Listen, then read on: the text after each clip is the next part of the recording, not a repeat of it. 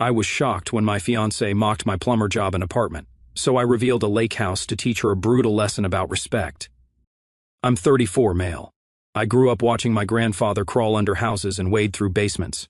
He came to America in 1958 with $8 in his pocket, a set of basic tools, and a determination that would later become legendary in our town. He started reliable plumbing from the back of a rusted-out Chevy truck, taking any job he could get. By the time I was born, he owned half the commercial buildings on Main Street. My father expanded the business into commercial and municipal contracts. My mother kept the books and ran the office with ruthless efficiency. We weren't flashy rich, but we were comfortable. I spent summers learning the trade with my dad, coming home covered in mud and sweat, but also with stories about finding wedding rings in traps and helping little old ladies who couldn't afford the service call. Growing up in our family meant understanding two fundamental principles: never show all your cards at once, and make damn sure anyone who claims to love you values you, not your assets. Then came the crash. My senior year of college, both my parents died when a drunk driver hit them head-on coming back from their anniversary dinner. I was 22, suddenly orphaned, and the sole heir to everything: the plumbing business, the real estate portfolio, and investment accounts my grandfather had started and my father had grown. On paper, I was worth 8 figures. In reality, I was a broken kid who couldn't even look at their empty house. My best friend Jared was my lifeline during that time. We'd been inseparable since 3rd grade, when he stood up to a bully who was giving me grief about my dirty plumber hands after a day working with my dad. Jared's family had money. His father was a surgeon, but he never had that entitled attitude. He helped me move into a modest 1-bedroom apartment and kept me from completely falling apart. "Stay in this place for now," he told me. "Don't make any big decisions yet." That temporary solution became a permanent choice. I finished my business degree, took over the family company, and kept living in that same apartment. Jared thought I was crazy. "Dude, you're sitting on a fortune," he'd say. "At least get a decent TV." But I liked the simplicity. I drove a practical but nice Audi, wore good clothes but nothing flashy. My close friends knew I was doing fine, but nobody except Jared knew the full extent of it. That was by design. I kept the business growing, expanding our commercial contracts, adding government work, and quietly reinvesting the profits in more real estate. I bought that Westbrook building my dad had always noted. It needed work, but after renovation it became our most profitable commercial property. Dad had been right, it had good bones. The middle-class kid covered in mud had become a silent millionaire in work boots. I still showed up to emergency calls myself sometimes, especially for loyal customers who'd been with us since my grandfather's days. Nothing builds trust like the owner himself pulling up at 2 a.m. to fix your burst pipe. For 10 years, that was my life. Running the business, managing properties, hanging out with Jared and our circle of friends, dating casually but never getting serious. Then I met my fiancée, Natalie. I met Natalie, 29, female, at a charity fundraiser 2 years ago. Jared had dragged me there because his hospital was one of the sponsors. She worked for the nonprofit hosting it. Smart, ambitious, with a quick wit that caught my attention immediately. I liked how she commanded the room, how she seemed to know exactly what to say to every donor. She wore a blue dress that stood out in a sea of predictable black cocktail attire. When I introduced myself, she immediately asked about reliable plumbing. "Oh, I've seen your trucks around town. You're the ones with the lightning bolt logo, right?" I was impressed. She'd noticed. Most people don't pay attention to plumbing companies unless their basement is flooding. Our first date was coffee downtown, then dinner the following week. She ordered confidently without looking at prices, a small detail I always notice. Things progressed naturally from there. She was career-focused, working her way up at the nonprofit, and I admired her drive. She had great stories about navigating office politics and dealing with difficult board members. I found myself looking forward to her texts throughout the day. Jared was cautiously supportive. "She seems great," he said over wings one night while watching a basketball game. "But don't you think it's time to tell her about, everything?" I shrugged. "When it feels right. It's been 4 months, Rich. You're practically living at each other's places on weekends." He wasn't wrong. Natalie and I had fallen into a comfortable rhythm, alternating between her modern downtown apartment and my deliberately modest place. But something held me back from full disclosure. Maybe it was caution born from watching how people changed when they found out about my family's worth. Or maybe it was my grandfather's voice in my head. The right person will value you for who you are, not what you have. The first time Natalie saw my apartment, I caught a flash of something cross her face. Later, she admitted she'd expected something more impressive, given my position running a family business. I explained that I believed in living below my means and keeping things simple. She seemed to accept it, even called it refreshingly unpretentious at the time. My dad always spent every dime he made trying to look rich, she said. It's nice to meet someone with different values. As the months passed, I introduced her to my world. She met my employees, came to company picnics, even helped out at a community service day where Reliable Plumbing provided free basic maintenance to a senior living facility. 8 months ago, I proposed. She said yes. We started planning a fall wedding and everything seemed perfect. Jared still had reservations. I don't know, man, he said during one of our fishing trips. We were out on Lake Geneva. At sunrise, the water still is glass. Something feels off. She makes these little comments sometimes. Like what? I asked, casting my line toward a promising spot near some lily pads. Like last week at dinner when she asked if you were settling for managing the family business, instead of doing something bigger. As if keeping dozens of people employed isn't enough. I brushed it off. Everyone has flaws, right? Besides, Natalie had been supportive in so many other ways. She'd helped design a new website for the company, suggested community outreach programs that had brought in new business, and seemed genuinely interested when I talked about the challenges of managing an established business in a changing market. Still, there were moments that should have been red flags, when she reorganized my closet, pushing my work clothes to the back and prominently displaying the few designer items I owned, or when she insisted we meet her former college classmates at an upscale restaurant and conspicuously mentioned my entrepreneurial ventures, rather than saying I ran a plumbing company. I chalked it up to normal relationship adjustments. No one's perfect, right? Last Saturday night changed everything. Natalie was hosting a girls' night at her apartment. I was at home catching up on estimates for a hospital expansion job when my phone buzzed with a text from Jessica, Natalie's college friend. Jessica and I had always gotten along well. She was straightforward, worked in construction management, and never seemed impressed by status symbols, a rare quality in Natalie's social circle. Richard, I'm sending you something you need to hear. I've been on the fence about this, but you deserve to know what Natalie really thinks. A minute later, she sent an audio file with the message. I recorded this tonight. I'm sorry. My stomach dropped. I knew before I even hit play that this wasn't going to be good. I hit play, and Natalie's voice came through clear as day. Have you guys seen Richard's work truck? It's embarrassing. Master plumber on the side like it's something to be proud of. You should see him come home sometimes, still smelling like other people's waste. Laughter in the background. God, if my father knew I was marrying a glorified toilet unclogger, he'd disown me. More laughter. So why are you with him? Melissa asked. I'd met her twice, a marketing executive who always seemed to be evaluating everyone in the room. He's nice enough, stable, and get this. His family has owned this plumbing business forever. The company itself is nothing special, but his dad and grandpa bought up real estate all over town. There's got to be some inheritance or property somewhere he doesn't talk about. So you're banking on hidden assets? Jessica asked, her voice noticeably cooler. Not banking on it, but it wouldn't surprise me. And anyway, I can help him make something of himself. The man needs direction. You should see that pathetic apartment. It's like he has no ambition whatsoever. But once we're married, I'll have a better picture of the finances. I've been pushing for us to look at Lakeview Terraces. Isn't that way out of a plumber's budget? Melissa again, with a snide undertone that made my jaw clench. That's what he keeps saying. Natalie laughed. But I'm sure there's more than he lets on. And if not, I can at least make him get a real career. My cousin's husband could get him into pharmaceutical sales. Anything's better than watching him come home with plunger marks on his shirts. More laughter. Just think. I have a master's degree and I'm marrying a guy who unclogs toilets for a living. My mom keeps asking if he's at least a plumbing contractor, and I don't have the heart to tell her he's just a basic plumber with a truck that smells like sewage. The recording continued for another minute with more mockery about my career choice, my apartment, and speculation about whether I was secretly loaded or just pathetically content with mediocrity. I sat there stunned. The voice was unmistakably Natalie's, but the words sounded like they were coming from a stranger. I texted Jessica, "Thanks for letting me know." Her reply came quickly, "I'm sorry. She's my friend, but that was too much. You seem like a good guy."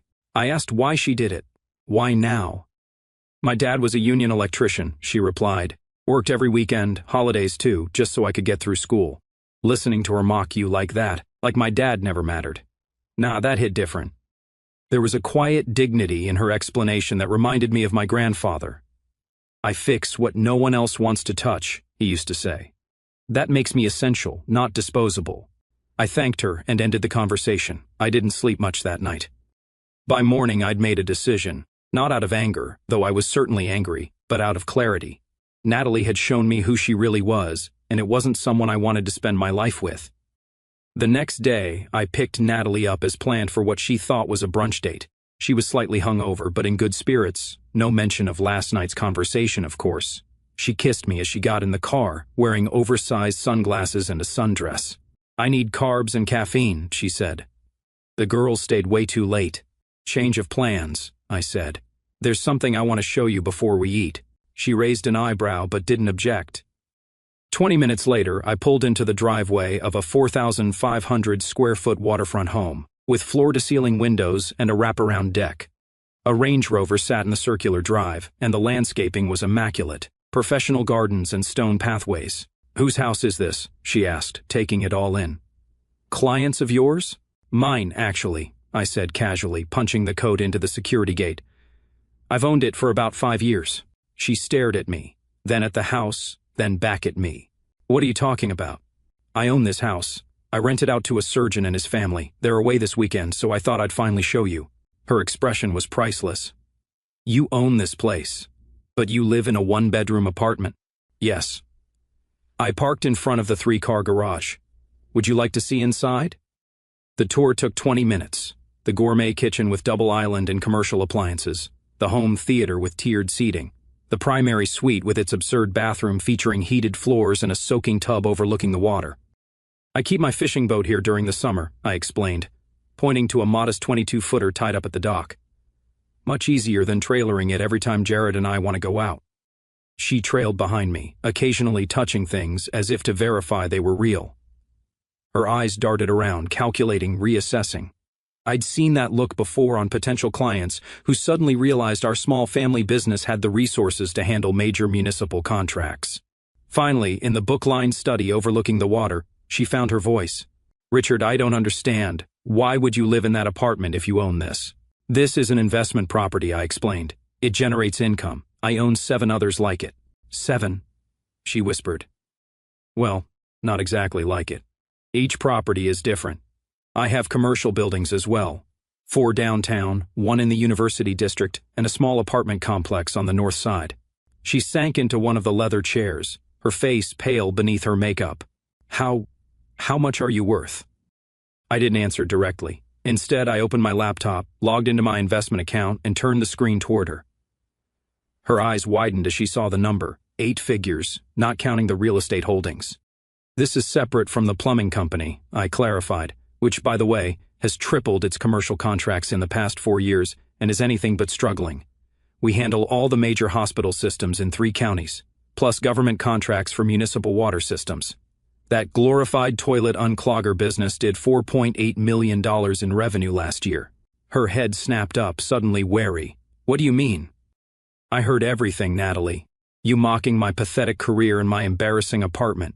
You speculating about my hidden assets and how you plan to make me get a real career after we were married." The color drained from her face. "Richard, I was drunk. The girls were pressuring me." I held up a hand. "The interesting thing is, you weren't wrong about there being assets I hadn't disclosed. You were just wrong about why." I closed the laptop. "My grandfather taught me to never show all your cards at once, and to make sure any partner valued me, not what I owned." "Of course I value you," she protested, tears forming. "This doesn't change anything." "It changes everything," I interrupted, my voice still calm. "You see, I've been considering whether to sell this house. The couple renting it is interested in buying now. I know I should, but not for the reason you might think." She looked confused.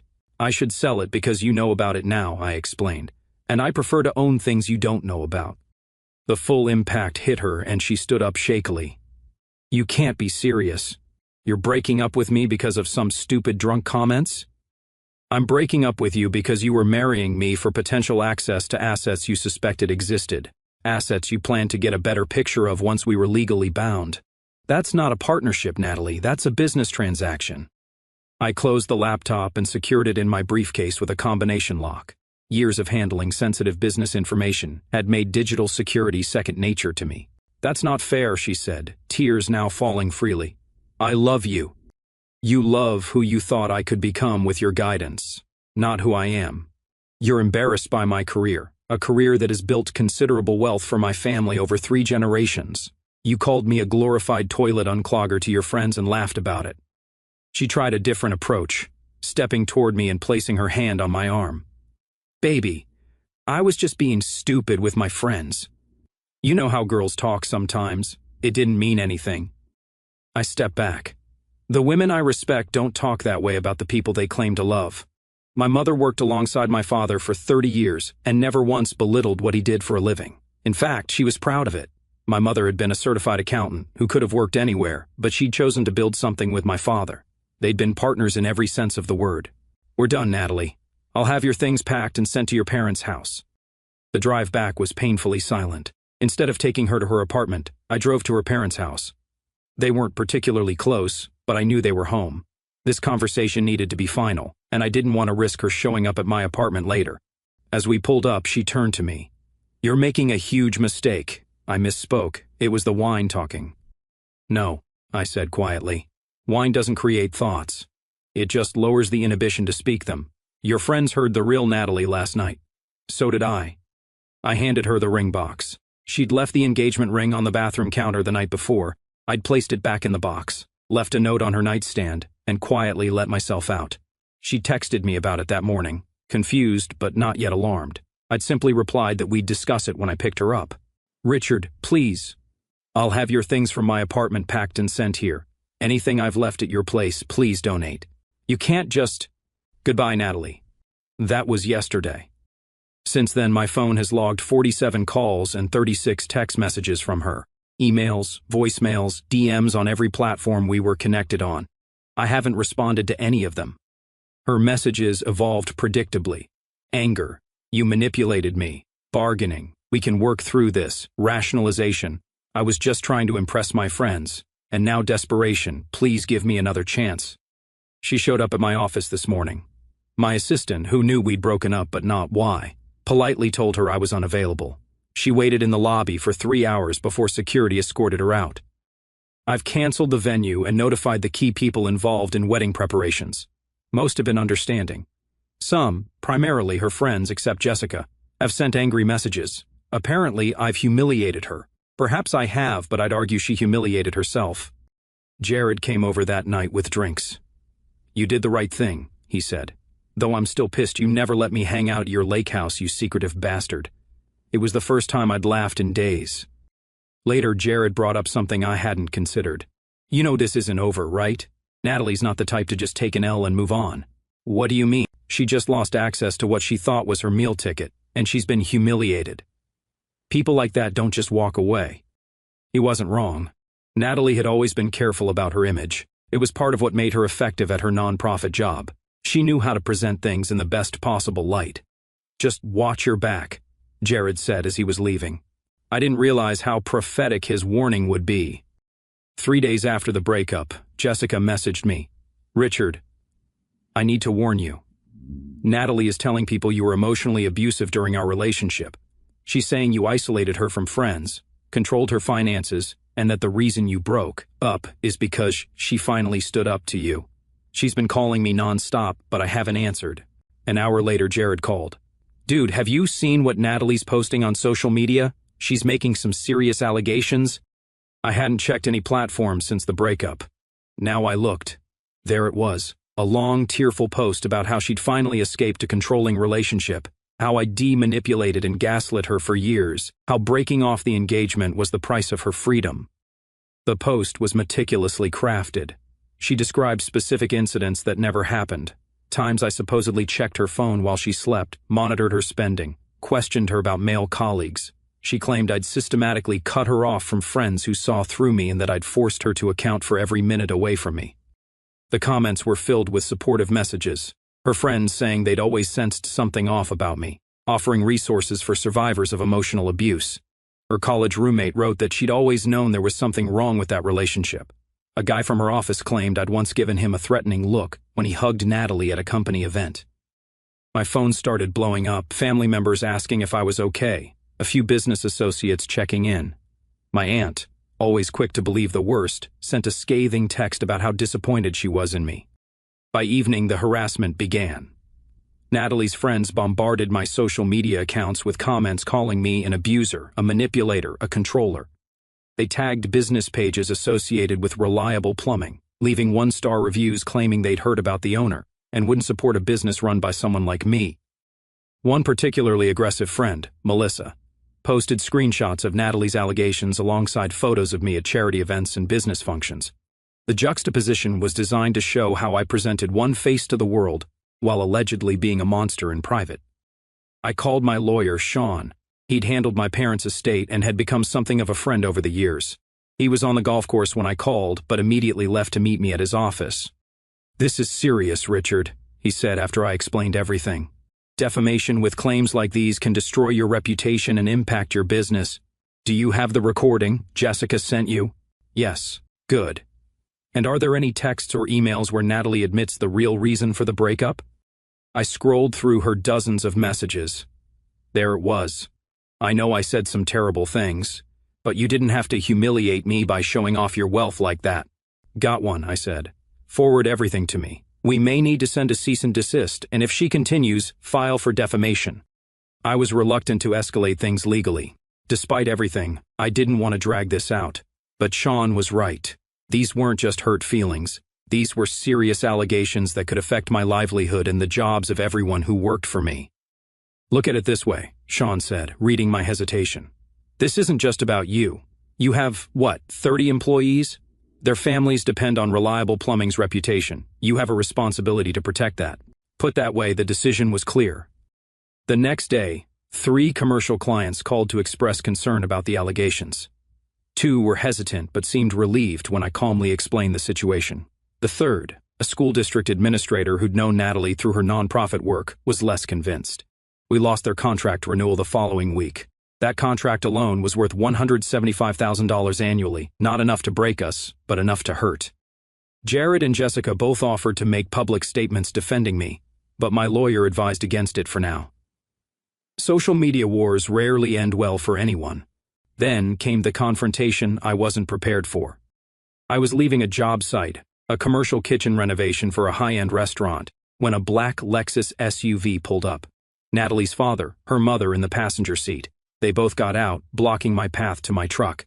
"We need to talk," her father said, his face flushed with anger. "What the hell did you do to my daughter?" "Nothing," I said calmly, though my heart was racing. "She's lying. I have proof." "Proof?" her mother scoffed. "Natalie doesn't lie. She never has. We raised her better than that." "Then you should ask why she mocked my profession behind my back. Or why she was planning to access my finances after marriage. Or why she thought it was acceptable to call me a glorified toilet unclogger to her friends." Natalie's father stepped closer. He was shorter than me but barrel-chested, former college football from what Natalie had told me. "You think you're better than us because you have some money? You humiliated my daughter, made her think you were one thing, then pulled the rug out. Who does that?" "Someone who wants to be valued for who they are, not what they own," I replied. Her mother pulled out her phone. "Natalie is broken because of you. She can barely get out of bed. She's having panic attacks, all because you manipulated and controlled her." "That's not true," I said firmly. "And if either of you threaten or harass me again, I'll add you to the defamation lawsuit I'm preparing." "Lawsuit?" Her father barked a harsh laugh. "Good luck with that. Natalie has witnesses, friends who saw how you treated her, friends who will perjure themselves." "It's not perjury if it's true," her mother spat. One of my employees, sensing the tension, came over and stood beside me. Natalie's parents, seeing they were now outnumbered, retreated to their car. "This isn't over," her father called as they drove away. I was shaking when I got into my truck, not from fear, but from anger. They believed her completely, without question. No wonder Natalie could lie so easily. She'd had parents who backed her unconditionally, regardless of the truth. That evening, I received notice that Natalie had filed for a temporary restraining order against me, claiming she feared for her safety. The petition included fabricated incidents of threatening behavior that never happened. One alleged incident was particularly galling. She claimed I had once smashed a glass against the wall when she suggested I take a vacation from work. The truth was I'd accidentally knocked over a water glass while we were discussing potential honeymoon spots. I'd immediately cleaned it up and we'd laughed about my clumsiness. Reading the petition felt like she'd taken innocent moments from our relationship and twisted them into something dark and sinister. Her lawyer had probably warned her, but desperation makes people reckless. She'd lost the ring, the money, and the image. All she had left was the narrative. It was a violation worse than anything she'd said on the recording. She wasn't just attacking my career now, she was attacking my character. My lawyer filed a motion to dismiss the restraining order, submitting the recording and text messages as evidence. We also filed a defamation lawsuit against Natalie, seeking damages for the harm to my reputation and business. The legal process was more complex than I'd imagined. Filing the defamation suit required extensive documentation. The complaint itself was 27 pages long, citing 12 specific false allegations with evidence refuting each one. The damages portion detailed the lost school district contract, a 35% decline in new business inquiries since her posts, and the cancellation of 2 speaking engagements at industry conferences. In the days that followed, I met with my key employees. I didn't go into details, but I let them know there was a personal situation that might temporarily affect the business. Tony, my foreman who'd been with the company since my father's days, put his hand on my shoulder. "We've got your back, Rich." The preliminary hearing for the restraining order was scheduled 3 weeks out, fast by court standards. Meanwhile, my lawyer filed motions and began gathering witness statements and records to support the defamation case. The case itself would take longer. Sean explained we'd go through months of pre-trial motions, discovery, and maybe mediation before we ever saw a courtroom. During this time, I threw myself into work, taking on more direct oversight of projects than I had in years. I arrived at the courthouse for the restraining order hearing to find Natalie surrounded by supporters, including several from a local domestic violence advocacy group. She'd cut her hair short and dressed in muted colors, a stark contrast to her usual stylish appearance. The transformation was calculated, and it worked. Her parents sat directly behind her, her father glaring at me whenever I looked in their direction, her mother with an arm protectively around Natalie's shoulders. They'd brought reinforcements, too. 2 cousins who looked like linebackers and several friends, including Melissa. Jared and Jessica sat behind me, along with my foreman Tony and his wife. When Natalie took the stand, she told a completely different version of our breakup, claiming I'd revealed my wealth as a form of financial abuse to show her what she could have had if she'd behaved better. Her lawyer painted a picture of a manipulative man who enjoyed seeing his partner struggle financially, while secretly hoarding wealth. When my turn came, my lawyer played the recording. The courtroom fell silent as Natalie's voice filled the space. Her face went pale. Then Sean showed texts spanning our relationship. Ordinary, loving exchanges without a hint of control or abuse. He presented character witnesses, employees who'd worked for my family for decades, clients who'd known me for years. He introduced statements from mutual friends who testified they'd never witnessed controlling behavior, that Natalie had always seemed comfortable and equal in our relationship. Most damaging to Natalie's case were her own text messages after the breakup, focusing on my hidden wealth and how I'd humiliated her by revealing it, not mentioning fear or abuse until days later when her initial attempts to reconcile failed. After a 30-minute recess, the judge returned with her decision. Based on the evidence presented, I find insufficient grounds for a temporary restraining order. Ms. Miller's claims are not supported by the factual record and indeed appear to be contradicted by her own communications following the end of the relationship. The petition is denied. That evening, Natalie's social media went silent. Her original posts were deleted.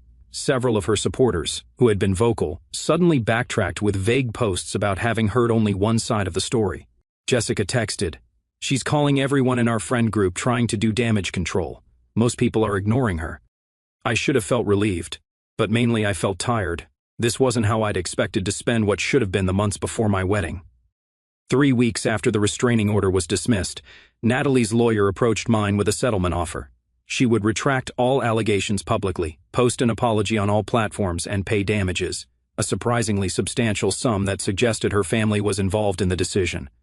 The offer also included a mutual non-disparagement clause and confidentiality agreement regarding the terms. "Why now?" I asked Sean during our call. My guess, her father finally realized his daughter was lying. He probably heard the courtroom audio and saw her whole story unravel. The man may be prideful, but he's not stupid. This is damage control. The family wants it to go away before more damage is done to their reputation. Plus, they know we have a solid case. They've seen the evidence now. What about the defamation case? We've already spent thousands preparing. That's why they're offering a substantial settlement, Sean explained. They're buying certainty. If we go to trial, we'll likely win, but it could take a year or more. Meanwhile, these allegations hang over your head in business. Settlement gives immediate closure. Dragging her through court for a year sounded satisfying, but dragging my employees and brand through it wasn't worth it. She could pay, apologize, and disappear. I thought about it overnight. Sean was right. A quick resolution was better for everyone, especially my employees. So I accepted the settlement. Her retraction appeared on all platforms the next day, a carefully worded statement acknowledging that her claims were inaccurate and made during a time of emotional distress. She apologized for any harm caused. It was stiff and formal, clearly crafted by lawyers, but it did the job. Most of the commercial contracts returned, though the school district took longer to come around. My business reputation slowly recovered, but the personal damage lingered. People still whispered. Some still believed her initial story despite the retraction. Her parents never apologized. I saw them once at a restaurant about a month after the settlement. They quickly asked for their check and left, avoiding eye contact. Throughout everything, Jared remained a constant support. "Remember when we were 10, he said during one of our fishing trips, and you took the blame for breaking Mrs. Henderson's window because you knew my dad would have killed me? You've always been the most stand-up guy I know. Anyone who believes otherwise is an idiot. Also, for a guy who smells like sewage, you handled this cleaner than most lawyers." I moved into a new downtown condo, 3 bedrooms, city views, walking distance to my office. I sold the waterfront house, not because Natalie knew about it, but because it now felt tainted somehow. I bought a different lake property, more secluded, where Jared and I could fish without running into anyone. Jessica reached out periodically. We developed an unexpected friendship, occasionally grabbing coffee or meeting for happy hour with a group of mutual friends who'd sided with truth over loyalty to Natalie. There was no romantic interest on either side, just the rare connection between two people who understand each other's values. 6 months after everything, I was finally starting to get my normal life back. The plumbing company was thriving with several new municipal contracts. The last notification of the settlement payment came through. To mark the occasion, I made a donation in the exact same amount to a trade school scholarship fund. It felt right. I ran into Natalie's mother at a charity event. She pulled me aside, away from curious eyes. "I want you to know," she said quietly, "that Natalie is getting help. Real help. What she did to you was unconscionable, but she's working to understand why she did it." She paused. "For what it's worth, I'm deeply sorry." I nodded once, just making it clear I'd hurt her. Then I walked away. I didn't owe anyone anything anymore. 6 years of hard work since my parents' deaths, and now, finally, I could just be myself. A guy who happens to run a successful plumbing company, who enjoys fishing with his best friend, who is neither ashamed of his work boots nor defined by his bank account. My grandfather would have been proud,